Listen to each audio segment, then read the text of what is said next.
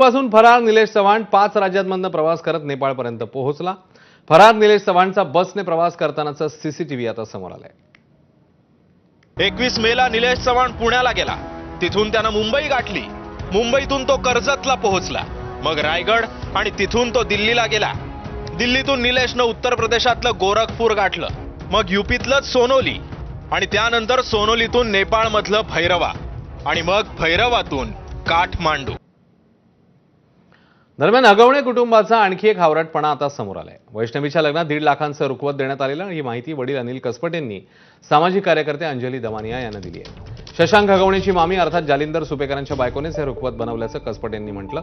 वैष्णवीची सासू लता आणि नणंद करिश्माने आमच्या पाहुण्यास सुपेकरांकडून रुखवत बनवून घ्या असं कसपटेंना सांगितलं होतं आणि त्यानंतरच सुपेकरांच्या बायकोला रुखवताची ऑर्डर देण्यात आलेली। वैष्णवीच्या लग्नातील रुखवताचे 1 लाख रुपये चेकने आणि 50,000 रुपये रोख देण्यात आले होते। आमच्याकडे रुखवताच्या वेळेस 1 लाख रुपये चेकनी आणि 50,000 कॅशनी या पूनम सुपेकरांच्या नावावर घेतले होते। तर मी म्हटलं त्याचे काही डिटेल्स असतील तर मला पाठवा, म्हणून मी मागितलं म्हणून त्यांनी मला आता ते चेकचे डिटेल्स पाठवले आणि खरंच बघून शॉक बसला की पूनम जालिंदर सुपेकर यांच्या नावाने ते 1 लाख रुपये डेबिट सुद्धा झाले होते 20 एप्रिल 2023ला। याच्यावरनं दिसतंय की हगवणे कुटुंबाचं आणि सुपेकर कुटुंबाचं किती सख्य होतं।